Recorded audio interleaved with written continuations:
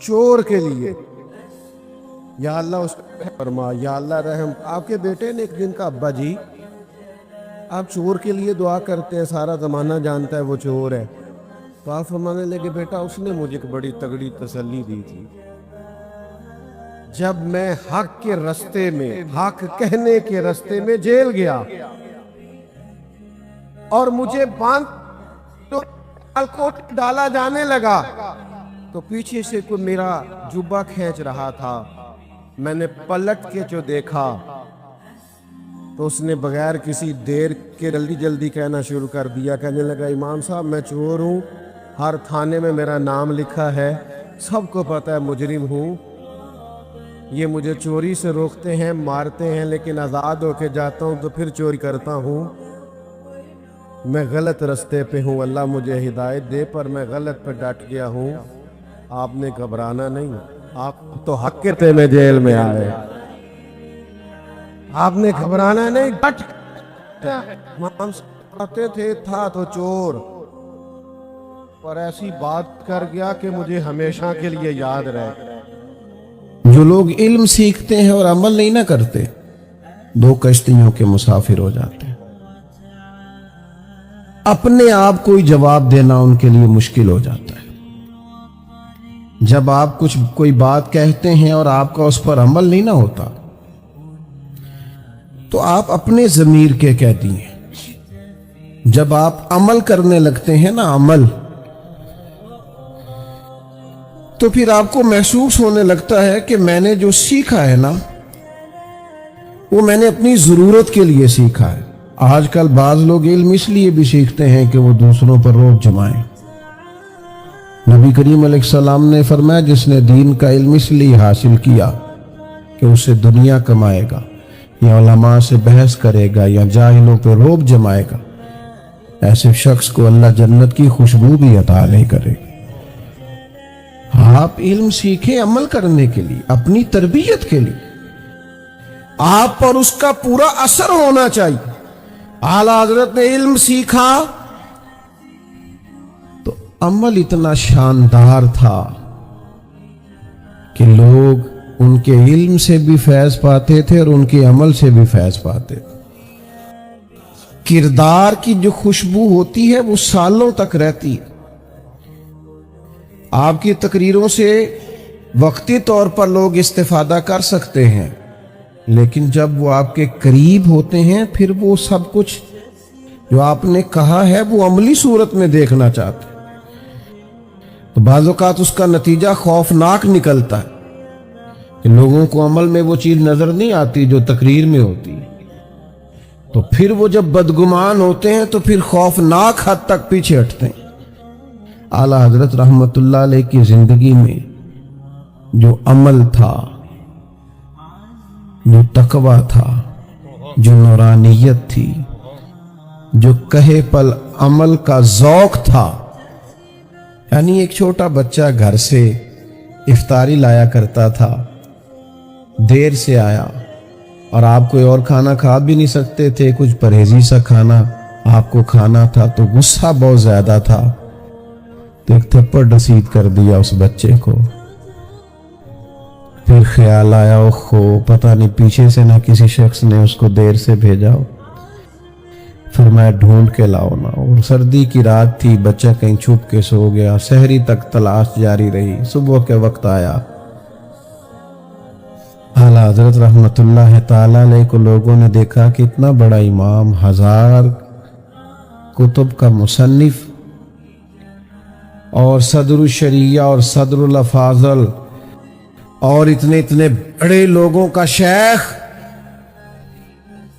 وہ بچہ جس کا باپ بھی اس گھر میں ملازم ہے، مریدوں شاگردوں کے بیچ گھٹنوں کے بل بیٹھ کے اس چھوٹے سے بچے کے سامنے ہاتھ باندھ کے کہا بوڑھا ہو گیا ہوں، غلطی ہو گئی ہے، معاف کر دو، مجھے معاف کر دو۔ جب لوگوں نے اللہ کے حضور سرخرو ہونا ہو پھر لوگوں کے رویے اور ہوتے، معاف کر دو، بھول گیا تھا۔ اس بچے نے کہا حضور وہ تو میری غلطی تھی، رستے میں مجھے دیر ہو گئی، گھر والوں نے تو وقت پہ بھیجا تھا۔ فرمایا بیٹا پھر بھی تو مجھے معاف کر دے۔ اس نے کہا جیسے آپ کہتے ہیں میں نے کیا۔ کہنے لگے تو نابالغ ہے، معاف کرنے کا بھی اختیار نہیں رکھتا۔ پھر اس کا ہاتھ پکڑ کے کہا مجھ سے بدلہ لے، پھر اس کو کھانے کو کچھ دیا، پھر لوگوں سے کہنے لگے گواہ رہنا میں نے اس بچے کو راضی کیا ہے۔ صبح قیامت اگر اس کے بارے میں سوال ہوا تو تم سب کو گواہ رہنا چاہیے کہ یہ مسئلہ میں نے حل کر دیا تھا۔ یہ تقوی کا معیار، اور یہ پتہ کیسے حاصل ہوتا ہے؟ جب آپ کی ساری سوچیں دروازہ رسول کی غلام ہو جاتی، جب لمحہ لمحہ عشق رسول میں ڈوب جاتا ہے، جب آپ تنہائیوں میں بھی نعتیں سننے کے شوقین ہو جاتے ہیں۔ ہمارے ہاں زیادہ تر محفلوں میں نعتیں سنی جاتی ہیں، اب بھی بڑا عجیب و غریب ذوق ہے نعت سننے کا۔ اگر نعت پڑھنے والے نہیں رہے تو سننے والے کہاں رہے؟ وہ بھی تو ذوق دور نکل گیا نا بھائی۔ اعلیٰ حضرت رحمت اللہ علیہ کا کمال یہ تھا کہ وہ جو خاص ذوق ہے نا حضور کے ساتھ محبت کا، یہ انداز دیکھیے، شعر دیکھیے، کہتے میں خانہ زاد کوہنا ہوں، صورت لکھی ہوئی بندوں کنیزوں میں میرے مادر پدر کی ہے۔ میں خانہ زاد کون، یہ خانہ زاد کوہنا پتہ کس کو کہتے ہیں؟ وہ جو خاندانی غلام نہیں ہوتے کسی گھر کے، کہ میرا دادا بھی غلام تھا، نانا بھی غلام تھا، ماں بھی کنیزہ تھی اور دادی بھی کنیزہ تھی۔ کہتے ہیں یا رسول اللہ میں آپ کا خاندانی غلام ہوں، میرے باپ دادا غلام چلے آ رہے آپ کے، اور صورت لکھی ہوئی بندوں کنیزوں میں میرے مادر پدر کی ہے۔ حضور ہمیں نام نہیں بتانے پڑتے، ہماری تو نسلوں کی شکلوں سے بھی آپ واقف ہیں کہ یہ ہمارے خاندانی غلام۔ اعلیٰ حضرت رحمت اللہ علیہ کا اصل کمال عشق رسالت مآب ہے، حضور کی محبت۔ میں آپ کی خدمت میں عرض کروں، محبت ہم بہرحال کسی نہ کسی سے کرتے ہیں، دولت سے بھی لوگوں کو پیار ہوتا ہے۔ آپ نہ مانیے گا، ماننا چاہیے بھی نہیں، کوئی بھی نہیں مانتا، لیکن بہرحال لوگوں کو پیسوں سے بھی پیار ہے۔ میں چند ایک ایسے لوگوں کو جانتا ہوں کہ ان کے پاس پیسے نہ ہوں تو ان کی صحت بھی ٹھیک نہیں ہوتی، اور پیسے ہو تو ان کی صحت بھی اچھی رہتی ہے۔ ہوتا ہے لوگوں کو پیسوں سے پیار، شہرت سے بھی پیار ہوتا ہے۔ مانتے نہیں، تسلیم نہیں کرتے لوگ، شہرت سے بھی پیار کرتے ہیں۔ دو چار لوگ تعریف کر دیں، کسی جگہ خوش آمد ہو جائے تو رات اچھی گزر جاتی۔ اور پھر آج کل تو سوشل میڈیا پہ معروف ہونے کے لیے جو جو حرکتیں لوگ کر رہے ہیں، سمجھدار آدمی ہے اور وفادار ہے، اور ویسی کمزور حرکت کر دیتا ہے جو اس کی شخصیت سے میچ نہیں کرتی، صرف اسے معروف ہونا ہے۔ خدا مجھے ایسی خدائی نہ دے کہ اپنے سوا کچھ دکھائی نہ دے۔ بھائیو سمجھیے گا اور یاد رکھیے گا، یہ جو دولت اور شہرت کی محبت ہے یہ بندے کا سارا من اجاڑ دیتی، باطن تباہ ہو جاتا۔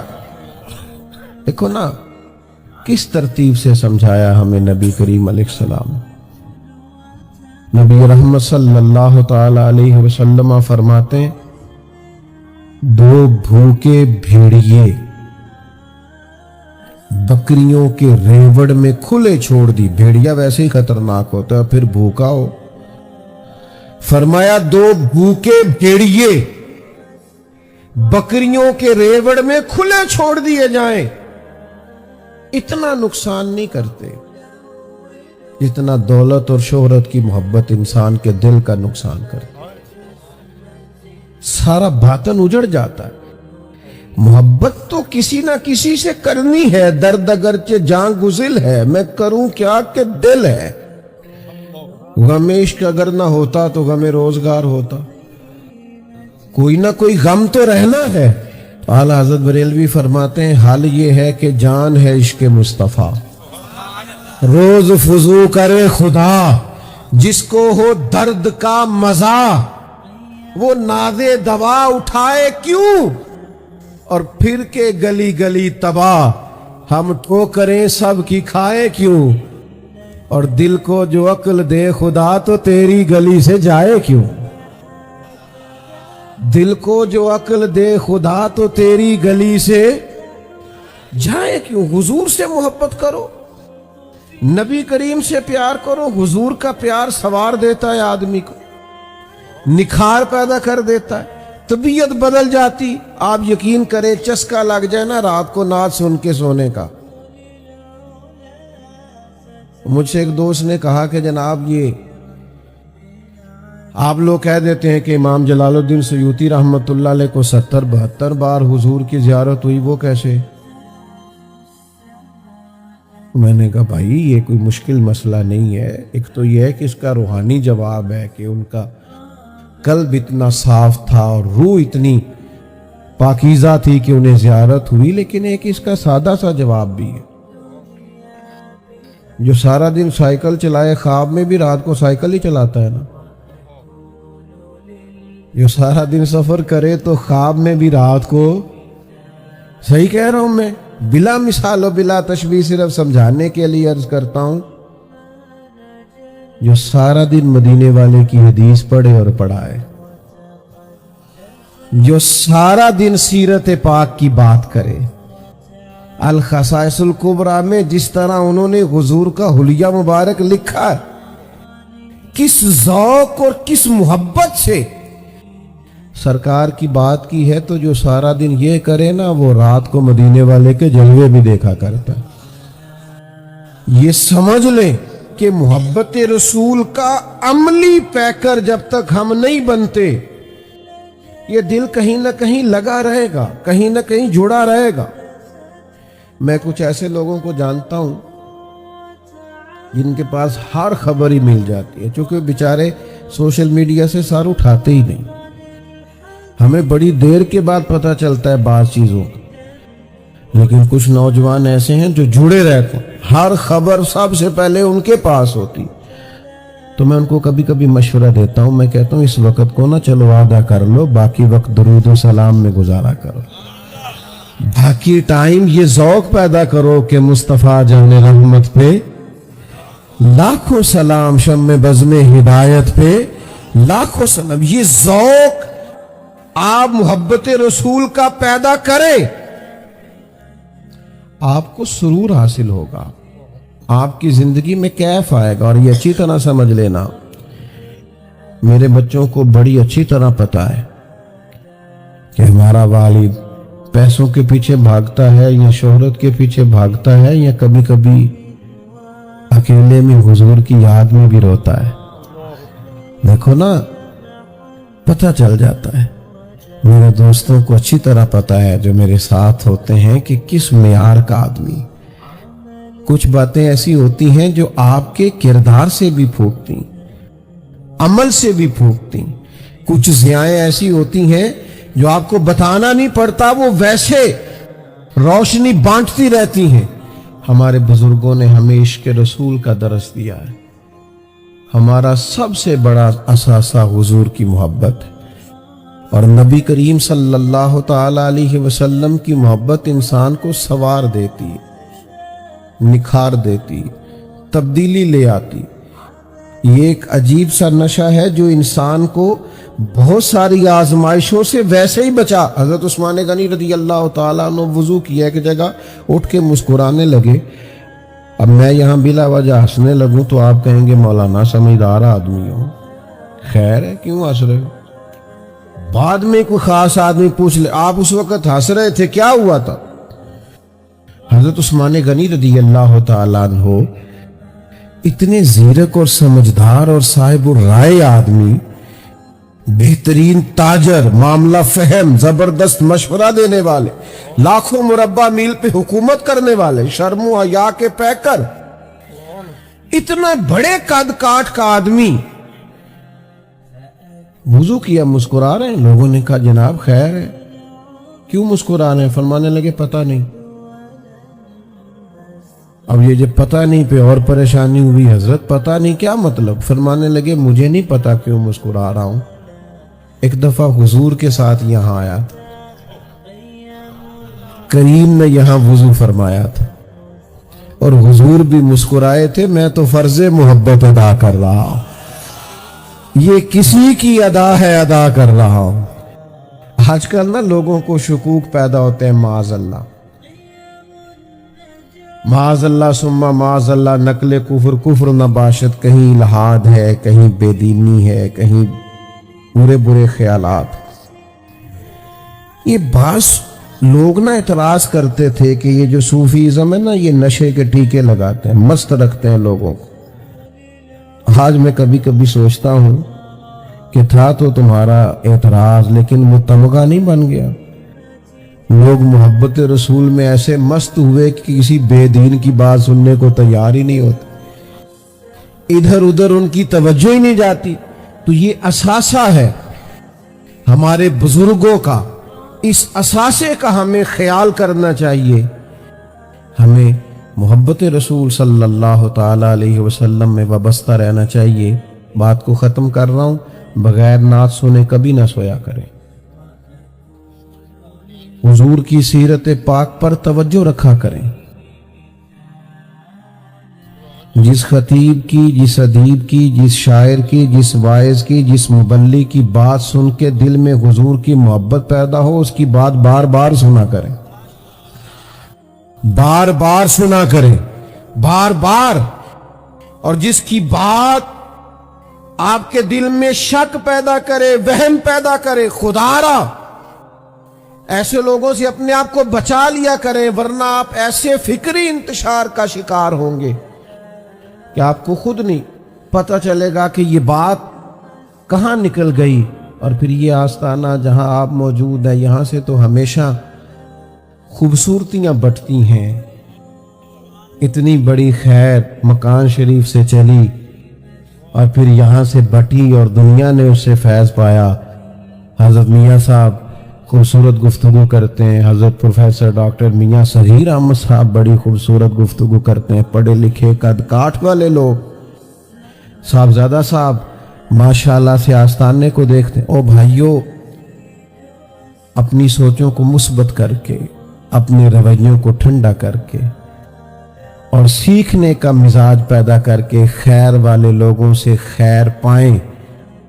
آپ یقین کریں، کسی بندے میں طلب ہو نہ سیکھنے کی، اس کا مزاج ہو، طبیعت تنقید کی نہ ہو، تو اللہ تعالیٰ اس کے لیے اسباب بھی فراہم کر دیتا ہے۔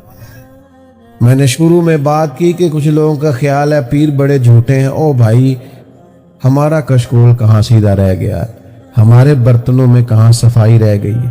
اور پھر بہت زیادہ اختلافات جو کبھی مابین ہو نا بزرگوں کے، ان کو نہ دیکھا کرو، خیر کو دیکھا کرو۔ یہ جو اچھے لوگ ہیں نا، جیسے امام شافعی کا امام احمد بن حنبل سے ہو گیا، یہ جو صحیح العقیدہ لوگ ہیں، ان کے مابین اگر کبھی کوئی اختلاف ہو جائے تو وہ رحمت ہوتا ہے، وہ کرم ہوتا ہے، وہ عطا ہوتی۔ اور فروع کا اختلاف تو ویسے ہی بڑا رحمت والا ہوتا ہے، تحقیق کا دروازہ کھلتا ہے۔ تو خیر حاصل کیا کریں۔ عوامی سطح پر بعض اوقات اس بات کی بڑی پریشانی ہوتی ہے کہ ہم چھوٹی چھوٹی فروعی باتوں کو فروغ دے کر اپنے بزرگوں سے دور ہوتے ہیں، اس سے بچیں۔ یہ سارے خیر کے چشمے ہیں، وہ نقش بندی ہو، وہ قادری ہو، وہ چشتی ہو۔ ایک کالج کا دوست ایک دفعہ مجھے کہنے لگا زیادہ سلسلوں کی کیوں ضرورت؟ تو میرے ساتھ چونکہ اس نے وقت گزارا تھا، 2-4 سال ہم اکٹھے پڑے تھے، تو دوائی ہومیوپیتھک کی پسند کرتا تھا۔ تو میں نے کہا یار تجھے وہ والی دوائی پسند ہے، دوسرے کو وہ نہیں پسند۔ وہ کہ اللہ تبارک و تعالیٰ نے قرآن مجید میں اسی لیے ارشاد فرمایا کہ تم نہ جب صحبت اختیار کرو، سنگت اختیار کرو، تو سچے لوگوں کی اختیار کرو۔ یا ایھا الذین آمنوا اتقوا اللہ وکونوا مع الصادقین، اے ایمان والو اللہ سے ڈرو، سچوں کی سنگت اختیار کرو۔ ہمارے ہاں जितने भी लोग बिगड़ते हैं नजरियाती बिगाड़ का शिकार होते हैं, राफजियत, तफजीलियत, खारजियत और भी दुनिया में जितने बातिल नजरियात के हामिल लोग होते हैं, आप कभी उनको टटोल के देखें तो किसी न किसी बुरे आदमी की सोहबत में पहले बैठते हैं, उसके साथ ताल्लुक बनता है, दोस्ती होती है, कुछ न कुछ उसकी बातों का असर उनकी शख्सियत पर नजर आने लगता है। ये इतना अहम, इतना बुनियादी और इतना ज़रूरी मसला है कि नबी करीम सल्लल्लाहु ताला अलैहि वसल्लम ने फरमाया है कि इंसान अपने दोस्त के दीन पर होता है।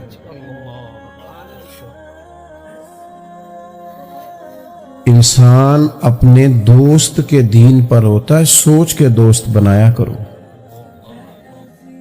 इमाम गजाली रहमतुल्लाह अलैह एक मकाम पे फरमाते हैं कि हमारी औलादें, हमारे बच्चे बगैर दोस्तों के नहीं रह सकते। कहीं ना कहीं इन्होंने उठना बैठना है, कहीं ना कहीं दुख सुख के लिए इन्होंने ताल्लुक बनाना है।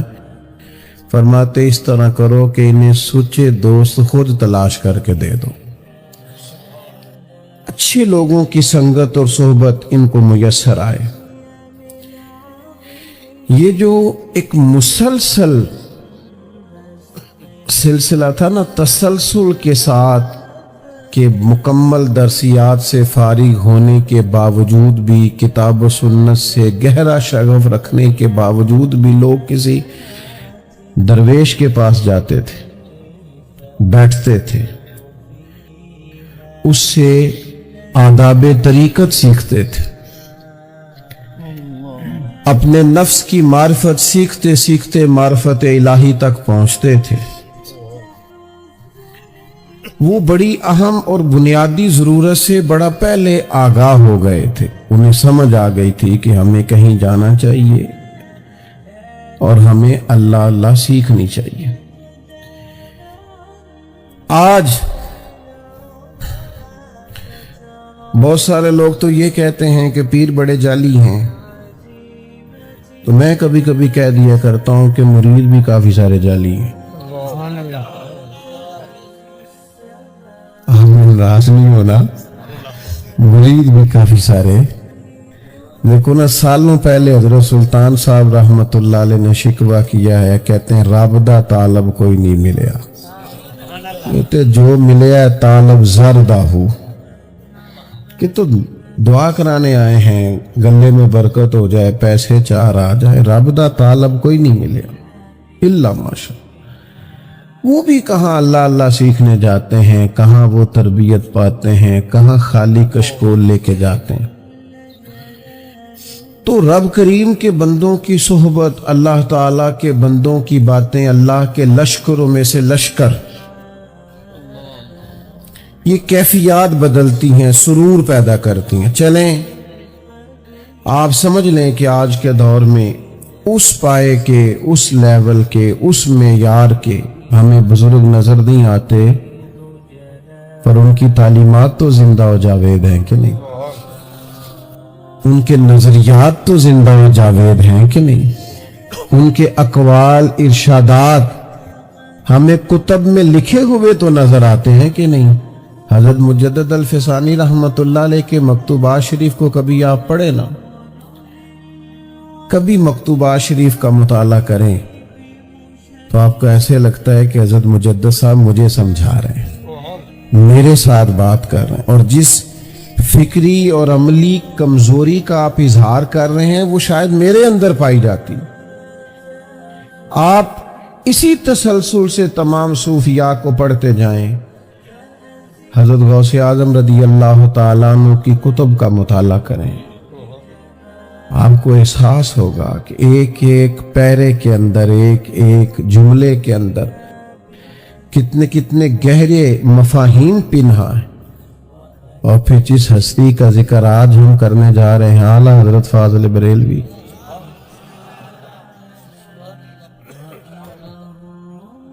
कुछ लोग ना बेचारे सारी जिंदगी फैसला ही नहीं कर पाते कि हम क्या हैं।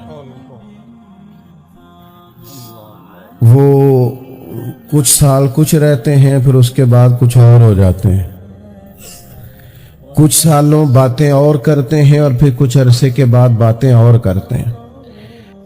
اعلیٰ حضرت بریلوی رحمۃ اللہ تعالی علیہ کو اللہ تبارک و تعالی نے عقیدے کے معاملے میں انشراح صدر عطا فرمایا۔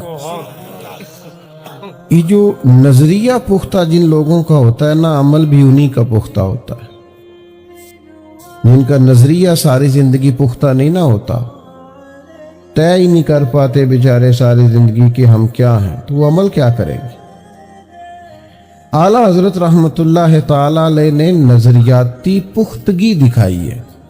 آج ہمارے بزرگوں کے، صوفیاء کے، اولیاء کے، بزرگوں کے نام پر بڑے بڑے آراس انعقاد پذیر ہوتے ہیں، بڑے بڑے اجتماعات ان کے نام پہ ہوتے ہیں۔ اعلیٰ حضرت بریلوی رحمۃ اللہ علیہ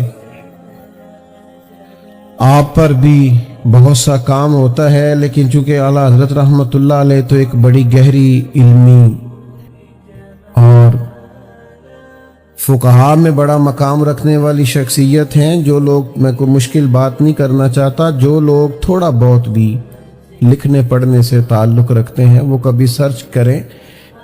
30 سے زیادہ تو پی ایچ ڈیز کے مقالہ جات اعلیٰ حضرت پہ لکھے گئے۔ ایک ایک کتاب پر لوگوں نے ریسرچ کی تو پورا پورا مقالہ بن گیا۔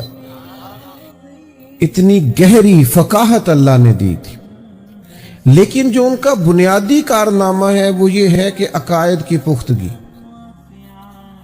نظریاتی پختگی، یعنی ان کا قلم اٹھا ہے حضور کے صحابہ کے دفاع میں، تو پھر اس طرح اٹھا ہے کہ ہر صحابی کی عظمت کو انہوں نے روشن کر کے دکھا دیا۔